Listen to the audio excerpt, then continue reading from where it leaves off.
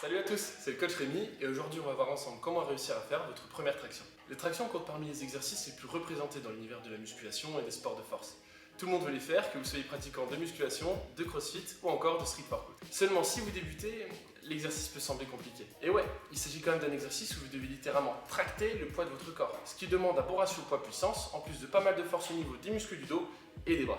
C'est pour ça que je vous propose aujourd'hui ma séance ultime pour enfin réussir à faire votre première répétition de traction.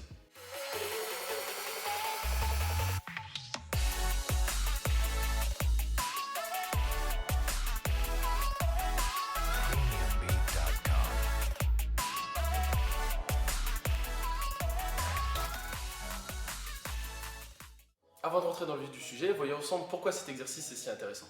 Premièrement, c'est un excellent exercice pour bâtir la masse de votre dos. En pratiquant les tractions, vous recruterez efficacement les grands dorsaux, les rhomboïdes, le grand rond, le petit rond, les biceps, les avant-bras, le deltoïde postérieur, bref, toute la musculature de votre dos va y passer et c'est un excellent moyen de la développer. Au-delà de ça, c'est un exercice qui est particulièrement fonctionnel. Il vous rendra meilleur dans la réalisation de nombreuses actions telles que tirer, lancer ou encore soulever.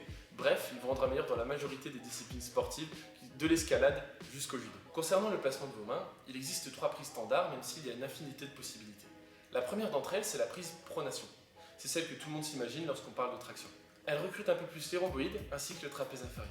Concernant cette prise, il y a un mythe qui tourne autour, comme quoi il serait plus avantageux de prendre plus large afin de mieux recruter le grand dorsal. Eh bien sachez que c'est totalement faux. En fait, il est plus efficace de prendre une prise à peu près équivalente à celle de la largeur des épaules, voire légèrement plus large.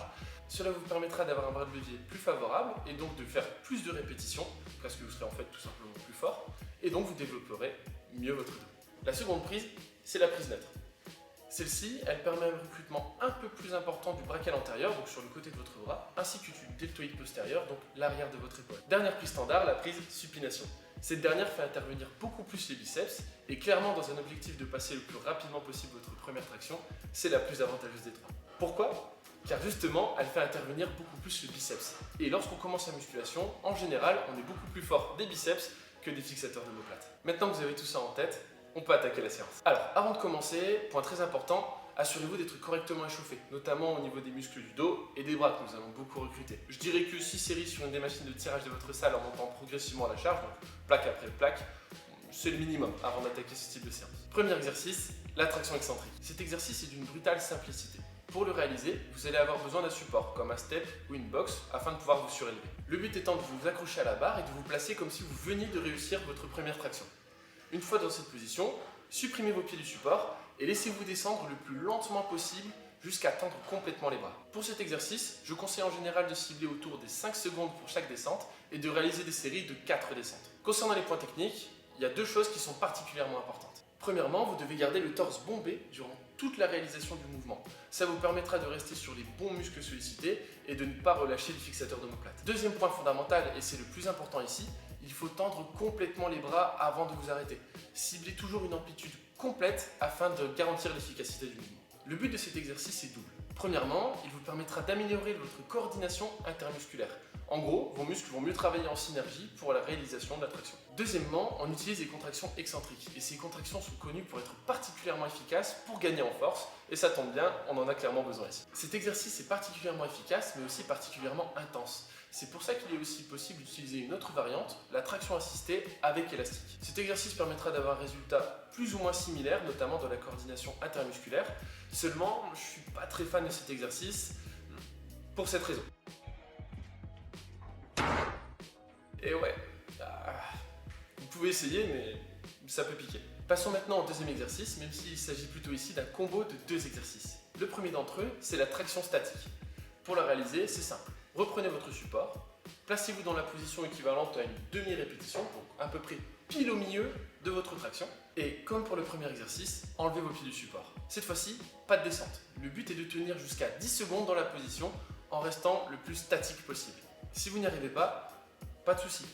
Réalisez votre maximum, vous tiendrez peut-être 2 à 3 secondes lors de vos premières séances, mais ce n'est pas du tout un problème, vous progresserez petit à petit. Cet exercice a 2 objectifs.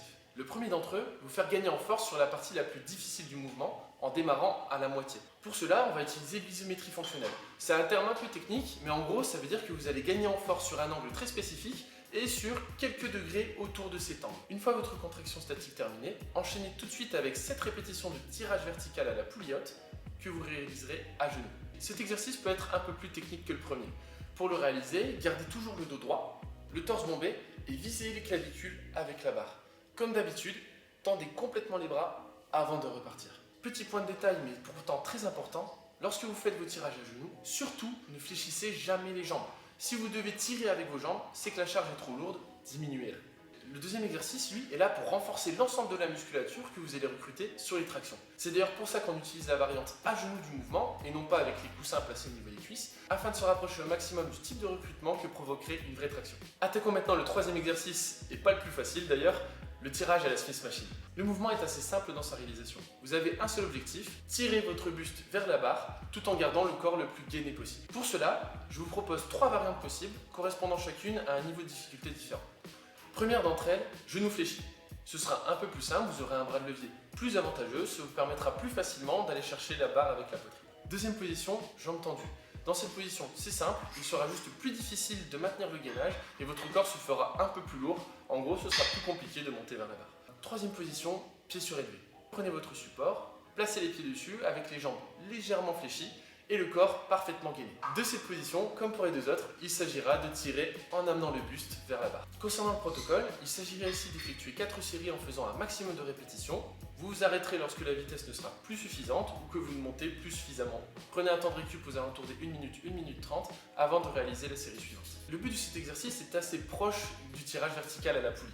Cependant, il permettra un recrutement différent des muscles du dos et il fera intervenir beaucoup plus le gainage que l'exercice précédent. Pour terminer notre séance, je vous propose de finir sur un complexe de 2 exercices, le rowing bûcheron et le biceps curl alterné. Le premier d'entre eux, le rowing bûcheron, est un exercice unilatéral, donc parfait pour équilibrer les masses musculaires de votre dos. Le deuxième exercice, le curl biceps alterné, va nous permettre d'isoler le biceps, ce qui est particulièrement utile lorsqu'on cherche à passer une traction supination.